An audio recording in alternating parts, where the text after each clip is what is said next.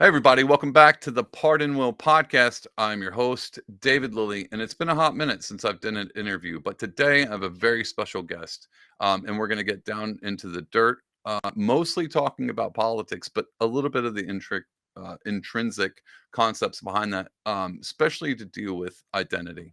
One of the reasons why I think these conversations are pretty important is because the word narrative seems to pop up and all over the media and different podcasts on corporate media, even in political situations. Everyone's talking about the narrative, and it's normally in a connotation of like propaganda. But the other thing that we see is that narrative being associated with someone's truth. Like that's a big concept that we have all these times. So your truth and I have my truth, and and that's a bit of a postmodernist concept that there's not really a truth, but everyone has their own individual truth. I don't believe that is actually true. I do think there is an absolute truth, but what I do believe is people have different experiences, and why that might not be the most important thing, because it doesn't change truth. It does change the way we look at true situations and how we navigate those. So what I thought would be great is if I have a guest on who has a totally different background than me, but we somehow end up in a very similar political concepts and ideology, in the direction of what we feel the country should go. And so I thought maybe we'd have a conversation. I want to hear his story and find out where they're linking things, because just because one person has their truth, quote unquote, or with their experiences and the lens they see the world through, and I have mine, there seems to be some correlation. And I think wherever those cross sections meet, will really shine a light on what is true. So without further ado, my guest is Naveen Anunalu. All good, all Did I good. say your last name right? You did. It was a I great did. job. Well Man, tell done. me, outside of pronouncing your last name, tell me a little bit about yourself. What do you do, who you are, all that good Sure. stuff. So I'm Naveen Anumolu. I'm an engineer. I went to, I have a very interesting story. My family's originally from India. I was born and raised in the good old United States. Born in America. Maryland, raised in Long Island, New York. Uh, Hmm.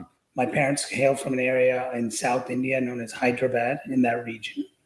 And I grew up in Long Island, trying to in the 80s and 90s.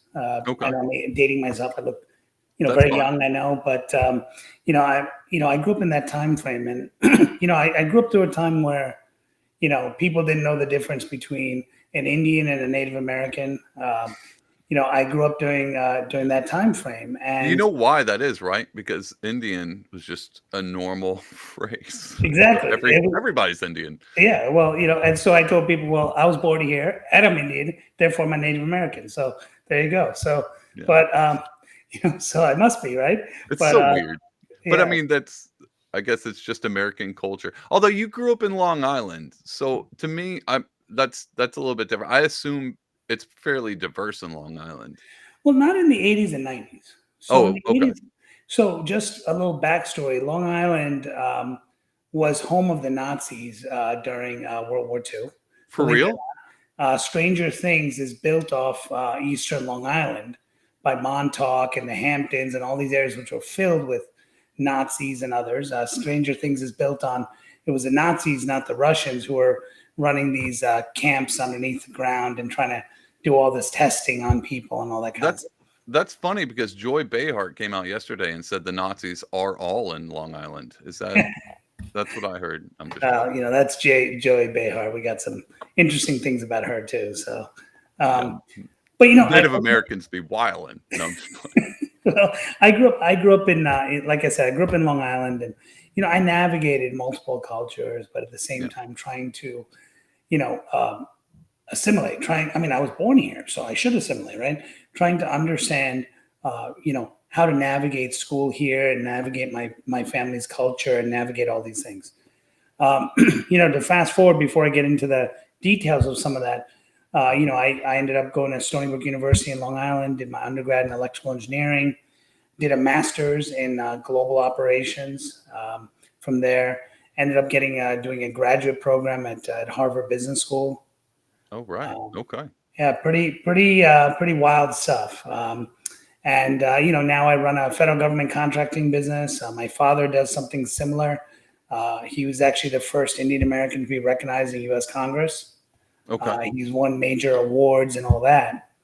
And and so I got to see a lot of that success growing up. But he built a business on his own. I mean, he struggled just like every other middle class family you would talk Yeah, about, yeah, and then he was able to make it and achieve the American dream. So but that was I got to watch that struggle though through that yeah. process and having to deal with all these different cultural issues. So growing up, so I don't know anything. We both live in New York, spoiler alert, but I'm in a totally different. I'm way up in the mountains. I don't know. I'm not from New York, so I don't know a lot. But from what I've seen, like I mistake Long Island for Manhattan because to me it's all the same. It's all like, oh, that's down there. That's the city to where I'm used to. But tell me, like, so growing up in Long Island is obviously not like Manhattan or Brooklyn or Harlem, or is it? Is it a lot like that or no? No, it's not. It's the suburbs. It's It's suburbs. essentially what Okay, you do. I mean, I've been upstate. It's not like upstate. It's a little bit different. It's a little bit more, I would say, modern than some of upstate. But that's fair. but growing up, it was very much like it is in some parts of upstate right now. Oh, okay. So Okay. kind of conservative, or is it? Yeah, at that time, well, so it's fascinating, and as I'll delve into this in my story. In growing up, I dealt with because my parents didn't understand American culture. They What really do you did. what do you mean by that? Well, they didn't understand how kids operate. They were still living in the frame of reference of, and it's like you leave a place, like for example, you're in New York right now, you're in your town, you understand how things operate there. When Yep. you leave, you ever heard of Pleasantville, right? And you think Hmm. everything around you is Pleasantville. Yeah, Well, it's yeah. kind of like that.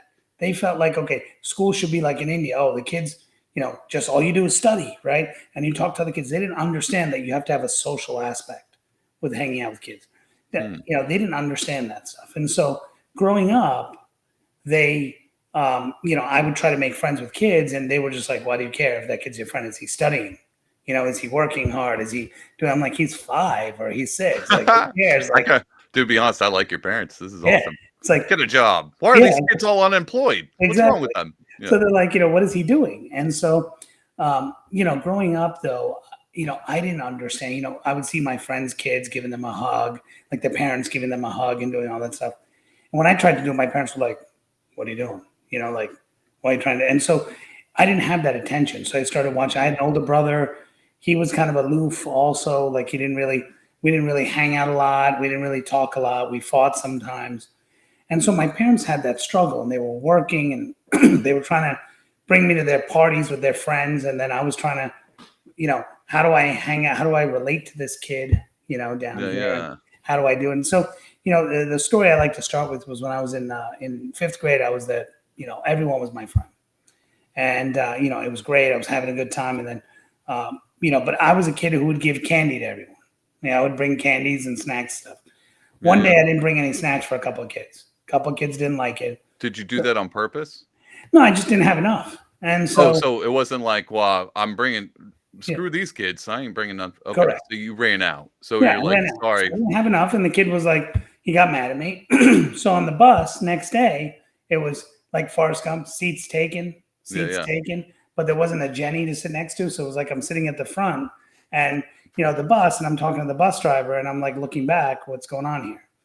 And after that, kids started going home to their parents and being like, "Oh, this kid Naveen, he was mean to me in school. He didn't give me something." And then the parents would be like, "Oh, who's Naveen? Oh, he's from India. Oh, his parents don't have clothing. They wrap themselves in paper towels and stuff." So I come in the next day.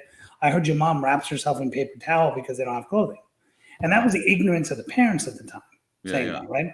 And so it was like, okay, well, and so I go home and ask my mom, like, do you wear paper towels? And she's like, no, I wear the sari. You see me. So I used to tell my parents, don't come to school in traditional outfit. Mom, never come in that outfit. Well, I need to. Don't come. Yeah. Don't do it. Like, you're embarrassing me. You're making me look bad. Interesting. Yeah. Yeah. And so I Okay. used to deal with that. And then I started dealing with kids started teasing me and making fun of me. And because I wasn't getting the attention, the positive attention, I started almost instigating for negative attention because I was getting some attention. Yeah. Okay. Yeah, yeah, And yeah. then, but I was very emotionally weak. And so I didn't know how to fight back. So I would, Hold on. Actually, even physically weak, maybe, but emotionally weak. I don't think that we got to stop here. I just want to say something, just because I think this is important. So I was a little bit of the same. I realized at a young age because I kind of got bullied, but I learned fairly quickly. I can use my mouth before I use my fists. I was a bit of a chatter, and I could talk myself out of most things. But what I did learn is, as a kid or as a teenager, um, all attention is good as if it's earned.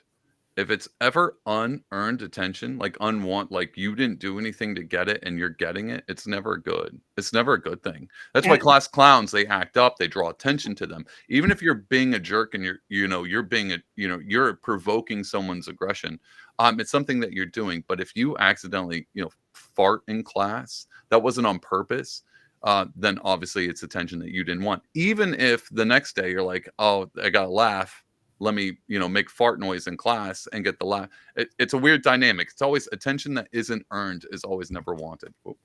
And so that was something I noticed. I don't think that's an emotionally weak thing. I think that's actually pretty savvy. well, for me, it was tough because I couldn't get people to like me. I couldn't, get girls to like me. I couldn't get guys. I couldn't You get still friends. can't. No, I'm just playing. Yeah, I couldn't get friends. I couldn't do all that stuff. And so for me, it was really difficult. And Yeah. so, you know, I went through elementary school. Had a lot of got picked on a lot, made fun of. People made comments to me, made comments about my family. I didn't know how to resolve them.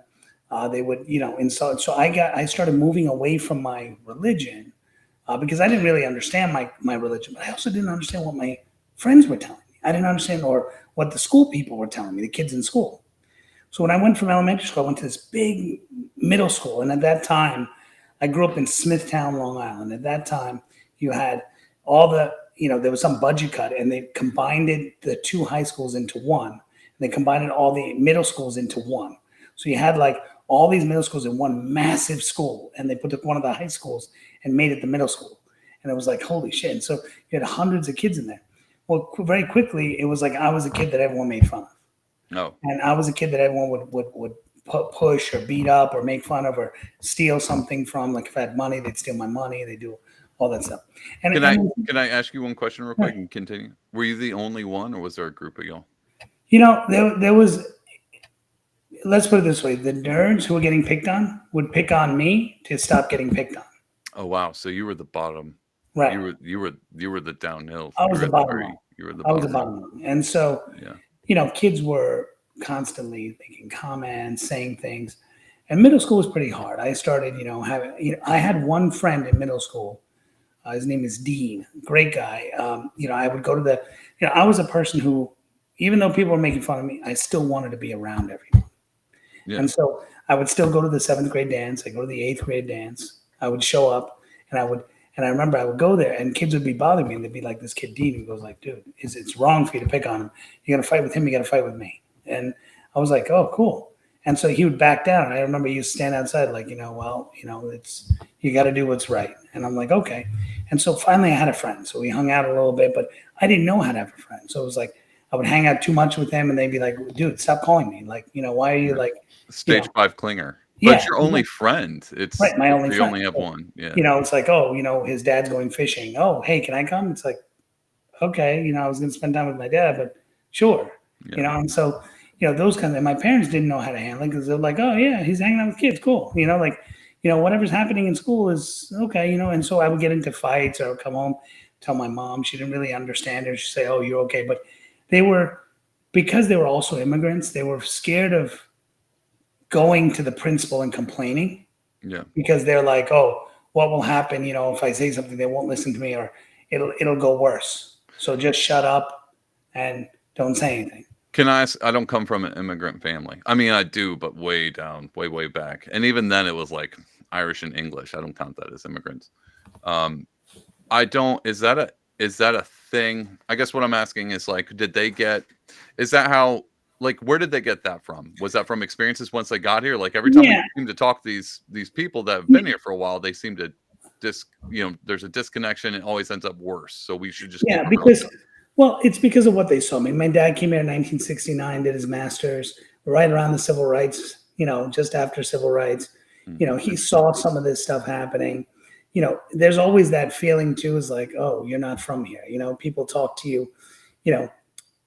For example, back then I remember people, now I understand it, but back then people used to say to my dad, let me explain it to you softly so that you can understand what I'm saying. And he'd be like, I speak English, like I know what you're saying. But but then he used to be like, he would say, "Oh, don't fight with them. It's worse. Don't leave them alone." And do it. So it kind of made me weak because, like, no one's going to listen to you. No one's going to believe in you. Instead of saying fight for your cause, like you hear liberals say today, right? Fight for your Yeah, yeah, cause, yeah. stand up for yourself, right? He was like, "Oh, stay away because you don't want any more trouble," right? Okay. And Yeah, it yeah. tends that Indian people are very much that way. They're very timid. The older generation, hey, let's not fight. Now they're changing. There's some changes, but um, so anyway, so as I was going through, middle school, I would go through all these fights and all that. Can I interrupt you one more time just for story and context? Were your parents very religious? With They were Hindu, very Hindi, religious. right? Hindus, yep, very religious. They would do prayer every morning.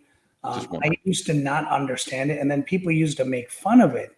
And the problem is, my parents were horrible explainers, so they weren't able to explain to me. They would just be like, "We're doing this prayer. Come sit here," and I'm like, "What am I doing? Shut up!" It's like, okay, well, why am I doing it? Just shut up. Like, or they would try to explain it to me, or they would ask the priest to explain it to me, and he's worse. And, Mhm. and I'm like, okay, so I don't understand. So we would just be like, oh God, leave me alone, right? And so, and then I didn't really have any friends because I went to school where there was like 2 or 3 Indian kids, and I'm not a kid who, um, I knew right and wrong. And so, like, there was one other Indian kid who was in my school. He used to concede to everything, and I had an older brother as well. So, well, he's 2 years older, so they used to concede. They would smoke weed, or they would do whatever. And so people were like, all right, you're a cool guy, and I'm the guy who doesn't do that. Yeah, yeah. So, and I would get picked on and beaten out. My lunch money would be stolen. But rightfully so, I'd also instigate sometimes, Yeah, because yeah. I'm looking for the attention. I'm trying to, so sometimes if I get an opportunity to make a comment and it's the wrong time, I would still do it, Yeah, you know? yeah.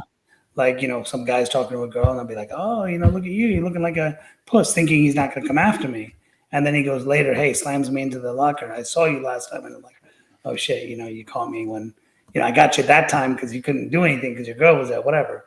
And so I went through that. That was middle school. It was pretty rough. But where the real craziness happened was when I went to high school. We had a ninth grade center because we had so many kids for high school, and the school they decided to make the high school was on the same campus as one of the old middle schools, and so they made a center for just ninth graders, and then they made the 10th, 11th, and 12th graders. And it was so stupid. And so in the ninth grade annex, they called it. I used to sit there, and kids used to just make fun of me randomly. They would make comments. They would, kids would kick me down the bottom of the stairs, and then they would like keep kicking me and doing stuff like that. And I'd be like No. laying there like on the bottom and, hitting me hard and all that. They used to make comments like Hindu, or they would draw like a dot on my head and say like, can you come over here because we want to practice target, or they do like a spitball right on my forehead, saying like, we got it, we did it, and when I would get into a fight and these kids would beat me up, I would go to the principal and complain. They would get all their friends to come and say, we saw Naveen. Naveen started with us, Yeah, started yeah. with him. And I'm like, Yeah. who am I going to call as a witness? And Yeah, so yeah. 1 or 2 times you'd have a good kid who was there who would come on his own and go tell the principal, look, I saw this. And one time the principal came and said, Naveen said this one, and this kid came and said something, or another kid came who was a witness. He saw it. You guys are suspended. But every other time I get in trouble, I get detention, or they'd ask me to leave early, or they'd ask me to call my mom and do all that stuff. How were you in high school? What kind of grades did you make? I was always the smarter kid. Be honest. No, I'm just playing. No, Go I ahead. was always the smarter kid that would take the AP class, Yep. but Okay. I could never focus on it because I was always worried about the social stuff. What So happened that was, seems to be so your parents, I'm sorry to interrupt, but I'm just trying to get this straight. So your parents were very merit-based and like ambitious when it came to 100%. your career, but you were struggling with the social aspect. But you mentioned your parents going to parties. Did they only hang out with Indians, or did they hang out with Mostly, everyone yeah, else? mostly Indian people. I mean, we had a few friends when I was a kid that, were non-Indians that my mom would make friends with. Like I'd go to their house and hang out, and we'd spend a couple of hours and we would do that, and that would be great. Um, and there were some kids like that, some white kids that we'd hang out that way. My mom would pay their mom to watch me, and they were good. But So your parents didn't have a problem socializing. You did. yeah, they didn't have a problem social. Well, their problem was not a lot of Americans would they socialize with, but my mom was very good at socializing with other American women and They getting, are good at that yeah, in general. Yeah. she would do that, and so she would do that. My dad wasn't so much. He became that way later. He was more into politics. Like he'd meet the politician. He knew how to do the shake the business. He Mhm. knew how to do the business guy stuff. Um, But then, but they were very good in the Indian community. I mean, my dad became very famous in the Indian community, the South Indian community became very famous. Everyone knew him. He would do events and hundreds of people would show up. And these are some of the richest Indian people because that time Long Island was filled with doctors from India and they would have like Maseratis and they'd have all these like insane cars because they're just minting money. And the tech boom was during that time of Yeah. the night. So you'd have all this stuff. But, when I was going to high school, what was happening was in this time is my self-image was dropping. All my friends were having girlfriends. Um, I wasn't really focused on doing schoolwork because I'd be thinking, why did this kid say this? Or I'd watch TV because I just needed to get my mind out of stuff. And so my mind was in a really bad place. And my parents didn't understand. My dad would come home and say, are you reading? And I'd be like, yes, read out loud. Keep the door open, read out loud. And I'm like, okay, I'll keep the door open. I'd read out loud for a few minutes. And I would go down and say, Mom, can I watch TV a little bit? And she'd be like, okay. And I watch and, and I would waste my time that way. My brother was very smart, but he'd stay in his room the whole time. He'd never come out. Yeah. Right? He was one of those kids. I was a person who wanted to be social, but didn't know how to be social. Yeah. Yeah. That seems to be like it was growing up. That was an attribute you were really trying to earn, but you had no one around you to teach you how to No do it. one to teach me. And then every time you stepped out of the boat to kind of be like, what's this like making friends? They kicked you and pushed you down the Right. stairs. And So when you got, I'm sorry, keep going. My bad, I interrupted. No, in ninth grade, I got kicked and beaten badly and stuff. And, I made one or two friends and, which was great. And they started inviting me to their house and they would come to my house. I was like, this is great. This time I wasn't like, all over them trying to do stuff. I was like, this is great. I finally had a couple of friends and all that. And then towards the end of ninth grade, other kids were like, went to these kids and were like, you're friends with Naveen? They go, yeah. They go, I'm going to beat the shit out of you right now if you don't beat the shit out of him. Wow. And then they would just turn on me and beat the crap out of me because they didn't want to, go through that every day. And they would tell me later, oh, I'm sorry I did that, but I had to do it and that's it. And then they would stop talking to me. And it's like, okay, then I lost my friends. You're more trouble than it's worth. And for me, a moment that, kind of became the catalyst moment that in a positive way towards me, at the end of ninth grade, I go and see this kid. His name is Colin Goff. And he's in the cafeteria. It's ninth grade center, all ninth graders. I said, can you sign my yearbook? Because everyone signs the yearbook. And I just wanted the attention. Yeah. So I was a kid who would give candy all the time. So all these girls would sign my thing. Thank you for the candy all the years. Have a great summer. See you next year, baby. Love you. Blah, blah, all this stuff. Right. They didn't mean it. They just wrote it nicely. Right. But I was like, oh, great. Yeah. And I would give it to him. I was like, Colin, can you sign my yearbook? He writes, you stupid Hindu dot head motherfucker, blah, blah, blah, this and that. You smell like curry, blah, blah. But you're actually a real nice guy. Have a great summer, Colin. And I would show it to someone on the bus on the way home. And some girl's like, who's older than me, how could he write that to you? What an asshole this guy is. You should fight him or you should not fight. You should tell someone. I'm like, school year's done. No big deal. Next year in 10th grade, I see him in the hallway or whatever. And I was like, hey, I didn't like what you wrote in my yearbook. He goes, what did I write? I said that. He started laughing. I said, what's so funny? He goes, doesn't everyone else say that to you? And I'm like, yeah. He goes, so if I say it to you and I don't mean it, why does it bother you? Yeah. And I'm like, because I think you mean it. He goes, didn't you see on the bottom where I wrote, you're really a good kid? I said, yeah, but why'd you write the other stuff? And he's like, why are you so honed in on that? Why don't you ask what I wrote on the bottom? And I'm like, well, maybe you just wrote that so you didn't get in trouble. And he was like, all right, you're hopeless, whatever. Then I decided to join the school play because someone was saying, oh, you should be in the school play and you'll meet girls or you do whatever. I was like, cool. Let me go into the school play. So I said, all right. So I went into school play and he was there. So every day I would talk to Con, like, hey, let's go. So afterwards, I'd like buy him McDonald's or we go to McDonald's together or whatever. And we'd start hanging out. And he was like, all right, I was like, oh, cool. I have a friend. And every day he'd make a comment like, hey, you smell like curry today. And I'm like, dude, why do you make these comments? Like, why do you insult me? He goes, listen. And he put his arm around me. He goes, you're my friend. I consider you my friend.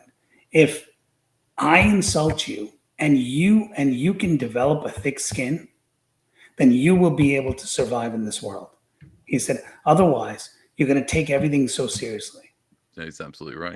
And I was like, what do you mean? He's like, you got to develop a thick skin. And so like, sometimes I would be, I talk to a girl, he goes, show him the tiger. I'm like, what? He's like, tigers, they need tiger. I'm like, what?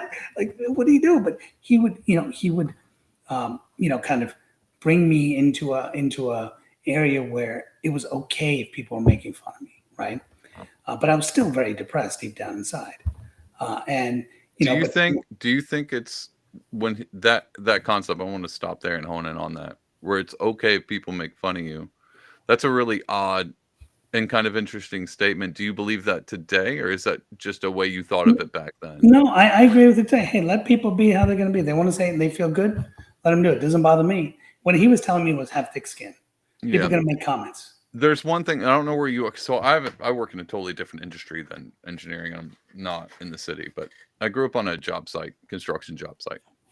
And so I grew up with thick skin because that's a way for, and I picked up on this real quick. That's a way for guys particularly to show endearment. Like if you couldn't take a joke pretty quickly, then you were ousted. Like, oh, you couldn't be trusted.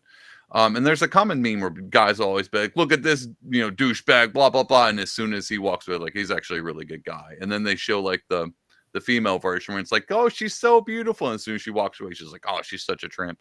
And so it's a weird thing, but I've always grew up knowing, to what we call busting people's balls, and it's a sign of being like, hey, I trust you, and so we can go back and forth and we pick and make fun of it because it's kind of a ironing, sharpening iron concept. Exactly.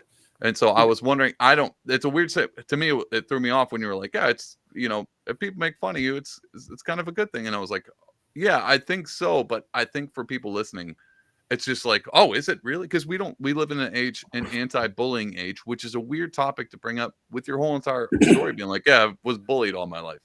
How do you feel about that now that you're older? Yeah, I see my daughter going through it, kids making fun of her, saying all this stuff, and it bothers me because the kids don't seem to understand as much, but it bothers me more because it bothers her, if that makes sense. That's absolutely true. Because Yeah, yeah. I because understand that. the issue fundamentally when I was younger was I used to feel internalized, and I'm trying to prevent my daughter from doing this, is that they're doing it because I did something wrong. No, they're doing it because they have some problem, right? And Absolutely. and when you understand that, when I was younger, I didn't understand that. That's why I was, you know, I mean, to continue what I was saying, like I was very much, in a depressed state. I mean, you know, but this guy Colin was kind of my, if you want to say he was my changing or my angel, whatever. Like I was at a point where, there was a in between periods in 10th grade, I was going to jump from the window, and kill myself. And I opened up the window and I put my foot out there. He goes, Naveen, you're going to jump from the window? I go, yeah. He goes, before you jump, I have a question for you. I said, yeah. He goes, if you go on the bottom, do I have to clean it? And I was like, well, I don't know. I mean, who's going to be there and clean it? He goes, well, you're going to make me clean it up? And number two, what do I do with your body? And I was like, well, I don't know. He goes, and three, he goes, you're going to do it now when no one's here to watch? And I was like, okay. He goes, dude, just like, chill out. And I'm like, okay. He's like, yeah, dude, just, think about what you're doing. Like, okay. And so then I closed the window and I went back to class. He immediately goes to the, guidance counselor, the, school psychologist, whatever, and complains about me. And I get He a call. rats on you. Huh? He rats on you. Well, he knew that I Rightfully had some so. problem. He knew there was an issue, but he wanted to stop me at that moment. He was smart enough to Yeah. know that. That's And so, interesting. because I would have done it, but he stopped me. Yeah. And then the school psychologist called me and goes, oh, what were you trying to do earlier? I said, oh, nothing. I skipped over everything. And he's like, oh, what about by the window? I said, oh, I don't know. Then he lied to me. He said, oh, I could see it on the camera. I was like, oh, yeah, I was trying to do this. He's like, why? And then I tried to explain it. And so, and then I went to Colin, like, you ran it. He goes, well, I was just scared that next period I don't see you and you'd be on the ground and then nobody would come and help you. And then people would know I'm your friend and then I have to help you. Yeah. I'd have to do something. And I was like, oh, okay. Yeah. He's like, sometimes you got to think about other people rather than being selfish and thinking about yourself. I said, selfish? He goes, if you hurt yourself, then I'm impacted because I know you and I have to do stuff because I'm your friend and I defend you. So if you don't care about me, that's fine. Just tell me. I'm like, no, I do. He goes, so why would you do something like that? And I didn't know, when I'm older, I'm like, oh, wow, that makes sense. What he was doing. This kid's pretty profound. I'm not going to lie. I wish I was thinking about that stuff. But great kid. And then he had 3 older brothers. So, I guess he learned. He got it from them most likely. Yeah. He learned the hard way in life. And, and he and I became very close friends, but I still had challenges in it. And kids would beat me up, and he wasn't always there, right? So I'd be in the hallway, we'd walk through a common area, get pushed into the wall. He'd sometimes go like, "Hey, if you want to fight him, fight me," and they'd back down or whatever. Um, but then I started, I would get into like major fights with kids, and one time a kid took my head and just kept smacking it against one of the lockers, that my head started bleeding over here, and they said, "Oh, the dot broke," and there's blood coming everywhere, and it was like, and of course at the end the kid goes to the principal and says, um, Naveen instigated with me, so I defended myself. Yeah, yeah. And then I can't call my friend, my only friend, because he wasn't there at the time. He You was got in no another witnesses. class on the other end of the, school. So, it became, a whole thing. I would get in trouble for it. They would get in trouble for it. My mom would come. She would ask them, what can she do about it? Nothing. She tried to enroll me in martial arts. But then I was always, this is going to sound really weird. I was always like, okay, I could fight back. Two things. One, I was scared I would hurt someone. Okay. Two, I was like, hey, what would happen if I Yeah. did? If you hurt someone or if you fought back? Well, what would happen if I fought back? And usually there was always two or three kids that would do it. And fast forward for a second, I've seen these kids since then, drug addicts, or now they're recovered people. They say, Naveen, how are you, bro? You're looking great. And I'm like, you're not, bro. Like they're like, what are you doing? They're like, oh yeah, I'm doing this. I'm like, oh, I tell them about wow, man, you really did good. One kid apologized, Naveen, I'm really sorry what I did for you to you back then. I'm like, cool, I respect that. Other kids are like, man, it's good. We should hang out sometime. I'm like, oh, really? Yeah, no, I don't think so. Like, but it was like always my thing. Like, hey, you know what? One day they're gonna see me and they're gonna be like, holy shit, Yeah. this kid is who he is. So I always had that mentality. And so, when I was going through, I would get through major fights. In 11th grade, there was a kid, Greg Rohr, who actually was one of the kids who was my friend I told you about in ninth grade. But somewhere he went away for 6 months or something. He came back. And I was always telling the principal, people are fighting with me because I'm Hindu or I'm Indian. They're making comments about me. They're insulting me. And the principal would be like, yeah. Okay. Well, we have no proof, whatever. This kid goes into the library, stabs a Jewish kid, and stands up and says, I will kill all Jews. Right? And he stands up, orange hair, Greg Is this Roll. ninth grade? This is 10th grade, 10th or 11th grade, 11th Right. grade, 10th, end of 10th grade. And he stands up and does, and I'm like, what the hell is this?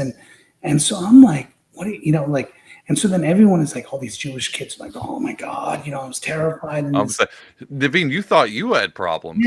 And I'm like, Good thing you weren't Jewish. I yeah, mean, and that would have been different. I'm and just I'm playing. terrified. And then I see the principal like suspending the kid for it. So putting statements that racism has nowhere to go. And I'm like, but what about me? Like they were making comment, well, you're different. We're supposed to make fun of you or something, and it's like, and so then I was like, this is weird. And fast forward to the election of Donald Trump, because during that time online, I'm messaging some of these people, and like, I'm on Facebook, I'm sending messages, and they're like, Naveen, don't tell me you support Donald Trump. And I'm like, yeah, oh, he's like this, he's like that. I said, weren't you the kid who made a comment? Oh, he's anti-Jewish.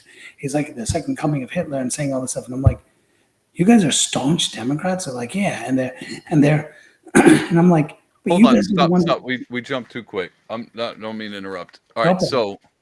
so the like getting to where these kids. How did the high school thing end? Yeah, so let me go through that. So, so 11th grade very quickly. In 11th grade, Colin brought me into his circle of friends who didn't want to be my friend because, they felt I was annoying. See, I didn't know how to be social. So I'd be always like, make the wrong comment at the wrong time, or I'd say something stupid, or I'd embarrass them, or I'd be like, hey, I'd be a little immature or whatever.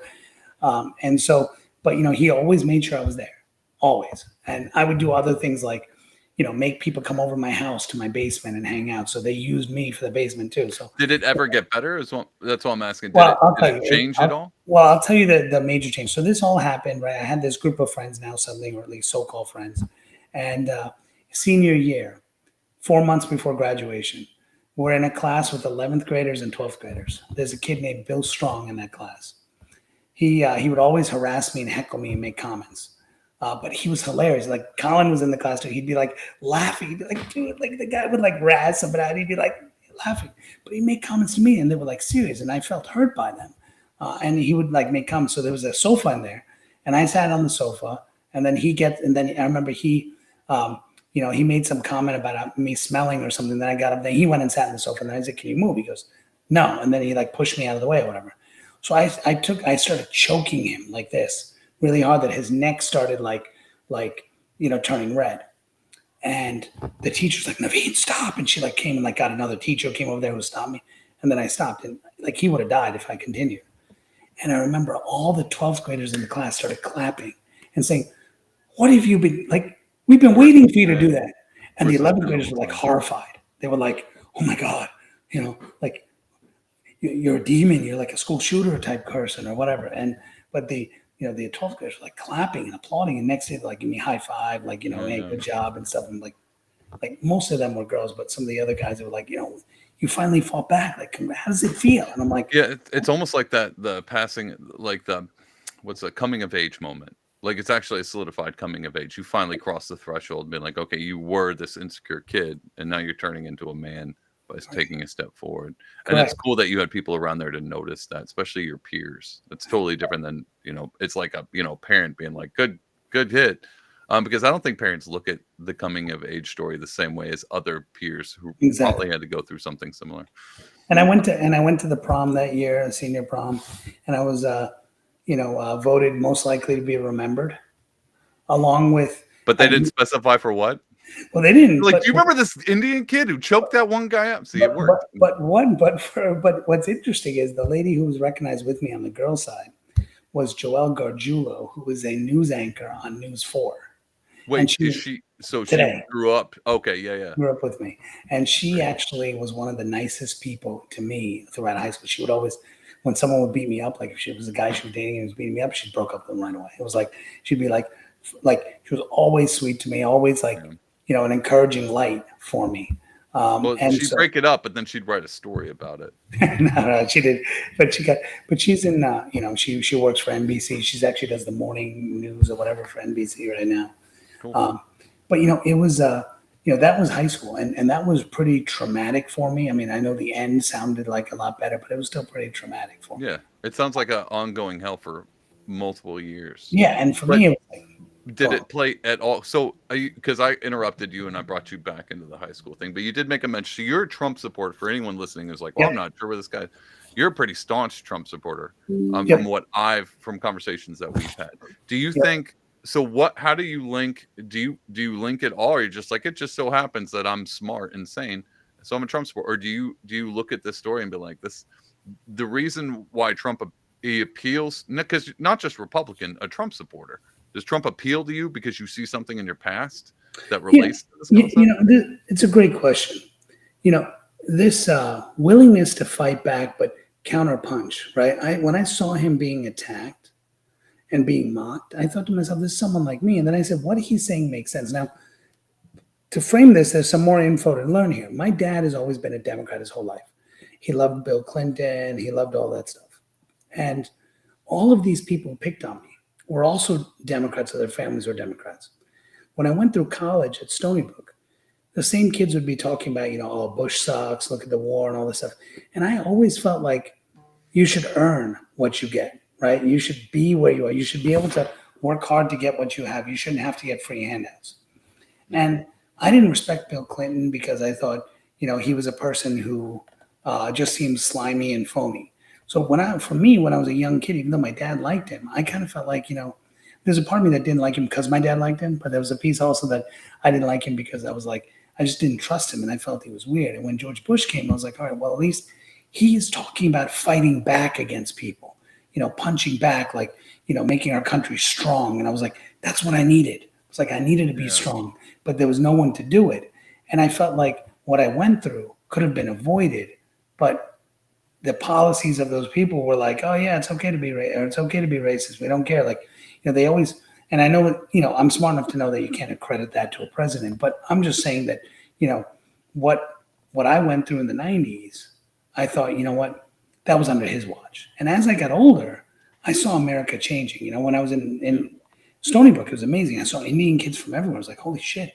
Like other than my parents' parties, like who the hell are you guys? Like, I never seen it. And so I was in classes with kids whose parents were from the same area as me. from all across New York and the country. I was like, this is incredible.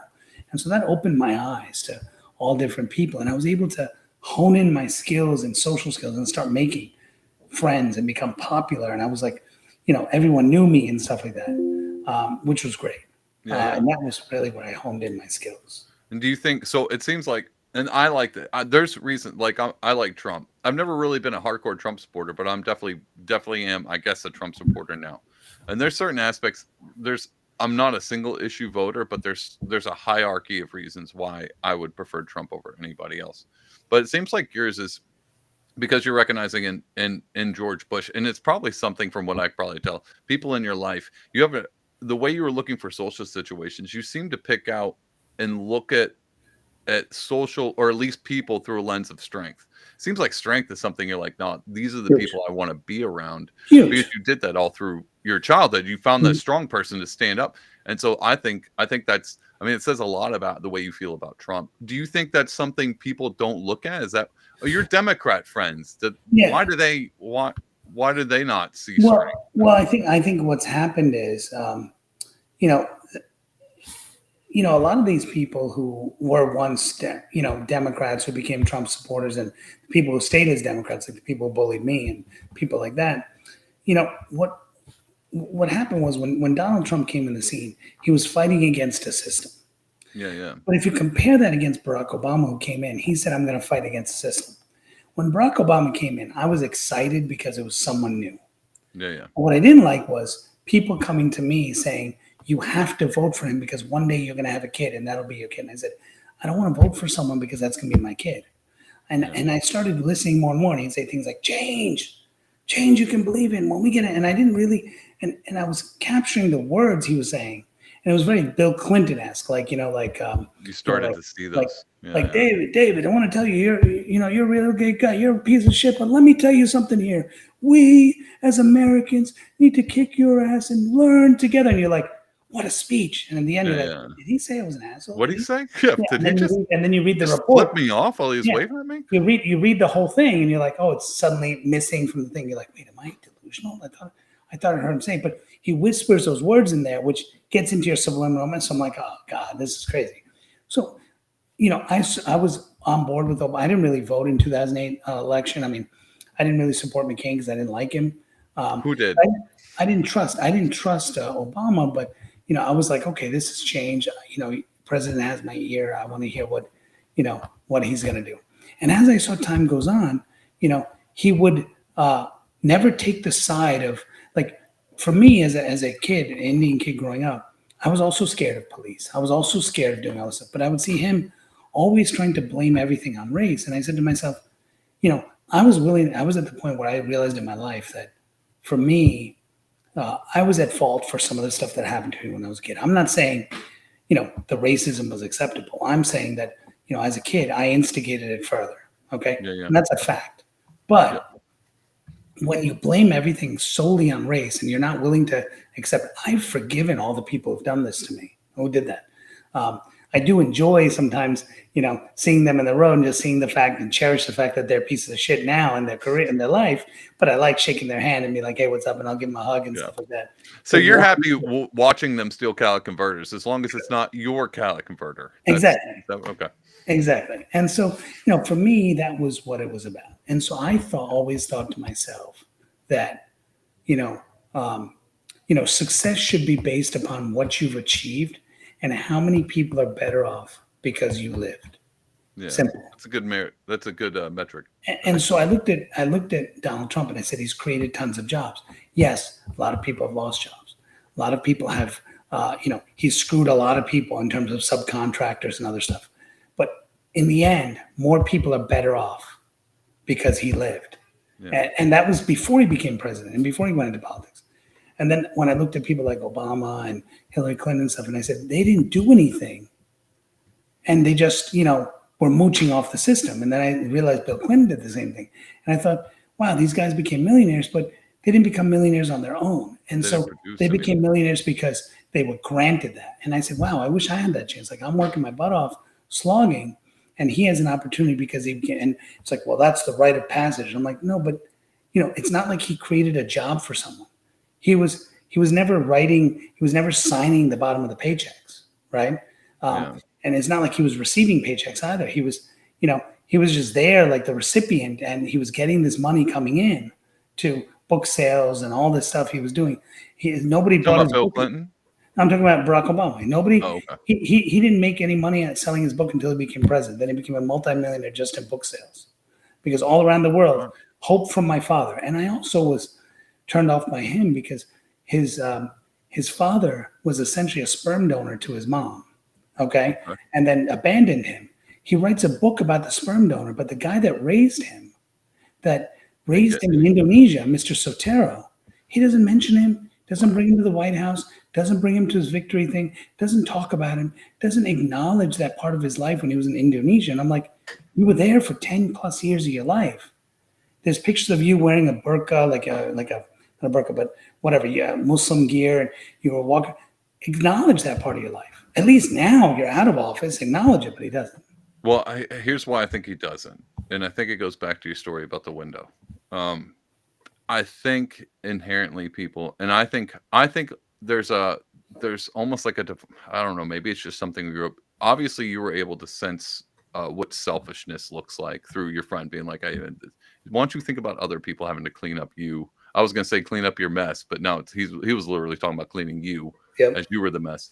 I don't know if people learn that concept very well, especially when it comes to politicians, because their entire rhetoric is I'm doing this for other people, but I don't think they understand what it means to do things for other people, because all they know is politics. It's not a real politics is I mean, I don't really care who thinks politics is not a real job.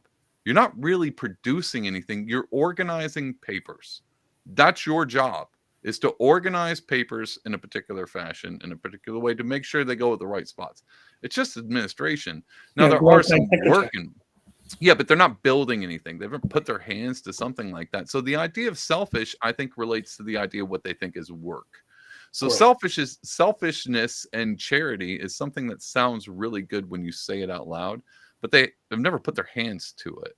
So it's not even something that they understand, but you do, because you almost put your hands to an end when it came to that concept. Do you think that reflects in a conservative versus liberal concept, or is it just I have a problem with Republican politicians because I can't see much of a difference, Same but thing. I but I do see a difference in Trump because he's not like other Republicans. Correct. So there was a conference I went to with Donald Trump in 2015, before he announced his run. It was in New York City. And there was a Okay. bunch of amputated veterans that were there, and people had like missing limbs and stuff. And I happened to be there because through Harvard Business School, there was an event that was being organized in the city, and it was in the room next door. And I said, "Oh, let me walk in." You could just walk in at that time, no Secret Service because he's not president yet. He wasn't running anywhere. So I walked in, and I sat there, and some guy stands up with one leg, and he's like, he stands up. He goes, "Sir, how do I get a job? I can't get a job because I have a single leg." And he points at him. He goes, "Excuse me." He goes, "Don't ever say that. You can Hmm. do anything you want to do anytime. The reason you're not getting the job is not because you're like, it's because of how you think. Change how you think. Stop thinking that way, and you'll get a job. I That's guarantee you." exactly that's exactly what your friend told you on the Correct. windowsill. That's And he, exactly, he said the way you look at life is wrong. Reframe it. And then that, I mean, it kind of goes back to what I said in the beginning, the idea of narrative. The truth is the truth, but the way you look at it is very important. And so So, he went and told that guy, he said, if you don't find a job, change your mindset. If you change your mindset, you don't find a job in 6 months, call me. yeah. Call my office. He had someone there, went and gave the guy contact info, whatever. And then afterwards, he went and met the guy, shook his hand, talked to him for a few minutes, sat down and stuff. The guy was, and it was a black guy, amputated, smiling up the thing. He got to meet Donald Trump, and he may have a job in 6 months. Yeah. Was And this televised? Was this whole thing no, it televised? wasn't. It was just he was a normal guy at that time, Oh, I'm wait, sure. wait. Well, the reason I bring that up is because I think it was today he was at a rally and some lady fainted. And he actually got off stage away from the, did you see this? Away from the bulletproof? Oh, so this happened at a rally, I think it was today, giving a speech. A lady behind him faints. And he has the bulletproof glass in front of him now. I don't know why they would put that there. Um, he stops the speech, gets off, and brings him and brings all his security over to her to help assist her. And then he actually helps her get up and gives her a hug. And people are like, who does this? And my instant thing was, because I know all the Democrats were like, he didn't get shot. It's all fake. It's all planned. I was like, they probably think it's staged. So that's why I actually was important. It's like, were there cameras involved? And you're saying, no, this is just who he is. And to me, Correct. I don't find that hard to believe, because I I think there are good people out there, regardless of what the media says. And the fact that they've been caught lying every time they open their mouth, they lie. So why would I assume they're telling the truth if Donald Trump isn't, only out for himself? But I guess that's why I want to point out. It does seem like, he seems to be very genuine. You're the only eyewitness person that I've talked to. Correct. There's no And point in lying to me. and one thing I'll add to it too is, when I heard people misconstruing the things he said, I thought twofold. Number one, I grew up with people misconstruing the words I said. Okay, because when I Yeah, would yeah. say something, they would misunderstand it. They would say something wrong. Number one. Number two, I misconstrued a lot of things people said, and sometimes I said, "Are you making fun of me?" I was like, "Bro, like I wrote that you were a nice guy. Like, like why are you hanging on this stuff?" And so I thought to myself, man, this guy is either, I'm not saying he's like me, but I'm saying I understand people are misconstruing what he said. And then when I would see him punch back, I'm like, shit, I should have done that shit. Yeah, I should have punched back like him. And so the reason that I think he resonates with so many people that Democrats can understand is because they've gone through life. When you go through life and you struggle, right, whether it's socially, physically, in any way, you resonate to someone like him. But the problem is people go, well, I know people who struggled so much and they hate Donald Trump because they think, I said, because their programming is off. Because what they're saying is that, hey, you know what? They want to hang out with this guy because this guy's saying you need to fight for your rights, but they won't get in the way for it and fight for your rights for you. But they'll try to inspire you to do. What Donald Trump is saying is, look, we together need to fight with each other for it. Yeah. And and I'm just a conduit to help you do it. And he's been saying that from the beginning, right? Now, does he benefit from it? Sure. Does he do shady shit like, hey, let me make some money off my golf courses, selling it to, other people coming in while I'm president? Sure, he does that stuff. I'm not saying that's accurate, that's good, that's bad. No. I don't understand this concept where the people around us, if we're gonna even, I mean, to cast a vote's that's not a hard duty. To expect that person to be pure and of all relinquished of all sins is, I mean, that's mentally ill. If you think, oh, the person I'm voting for is perfect and everyone, no, the idea that they did some shady stuff, dude. Everyone I know has done something shady. If it's breaking the speed limit, or if it's stealing car converters, I know a few of them too. But that's my point. That this purity test is unbelievably low IQ. But. Well, and it's 100% correct what you're saying, but it's also because people tend to, there's so many things that get hidden in today's world. Like Barack Obama. There's a whole thing, you can Google it. When in 2006 or 2007, there's some gay guy that says Barack Obama had you probably read this. Yeah, I heard about that. Had drugs with him and all that. Had gay sex with him. Did all this stuff. He even did a press conference on it. I think Tucker interviewed him. Yeah, wiped off the internet. You can't find it. Okay. Why? Why is that? You can't find the original press conference. You can find the Tucker interview, but you can't find the original. But even Tucker says, I couldn't find the original. I think he found it somewhere and ran a piece of it, but you can't Google and find it. And I'll tell you why. Because we live in a society where it's not okay to publicly be racist or bigoted, but it's okay to be racist and bigoted behind the scenes. And so I just want to finish off with this one statement. When you look at, and we can do another part 2 or something, but yeah, I plan on doing it. But with when you look at Donald Trump, you got to remember that Donald Trump is a white guy just like everyone else. Okay, like so many people in this world. He's a business owner like so many people in this world. He has a family, has kids, just like everyone else in the world. But yes, did he have an affair on his wife? Sure, he did. Right. Most guys would have. I guarantee you Barack Obama had. I guarantee you Bill Clinton. Well, Bill Clinton we knew had many. I guarantee you George Bush did. I guarantee you Biden did. All of these people are somewhat fucked up. Okay. But if you also look at it, the things that he did as well, right? He took care of his ex-wives, right? And brought them as part of his life. He went to the funeral for his first wife, right? Ivana. He would celebrate. Tiffany Trump talked about my dad would send money for my mom and like just randomly, not the alimony, like just, when she's a Yeah, grown up person, say like, go buy yourself something, you know? And I saw people say, oh, that's because he's still flirting with them. It's like, no, he's trying to take care of them.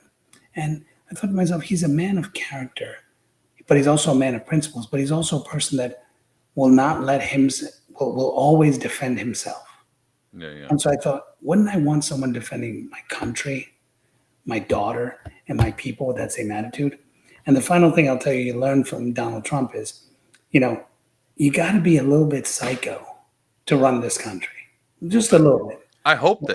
there's And, something we can do. I mean, like he has dinner. Apparently, he met with President Xi, and he has dinner with President Xi. And you may have heard me tell the story, but I read it everywhere. And I spoke to a person who worked for Donald Trump, and he actually says, has dinner with him, and says, this is when the Syria bombing went off, where he bombed Syria, but he told everyone to leave before, and so no one died.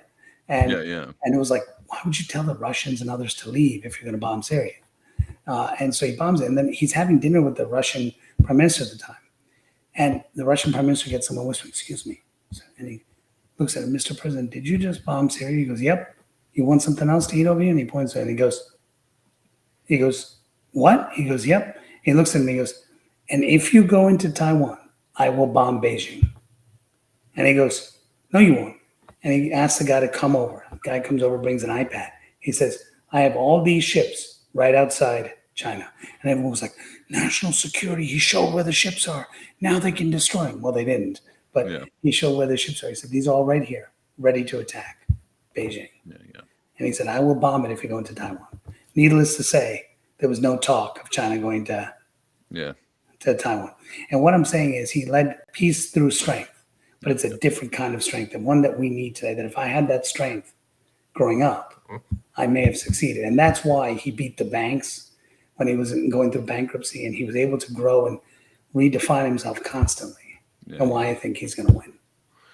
Well, I'm with you on that one. Absolutely hope so. He does. I'm on the venture. I still think the Kamala hype is artificial. I don't think it's real. I do think that they're doing that. I mean, if the elections are fair and balanced, I don't think we'll have an issue.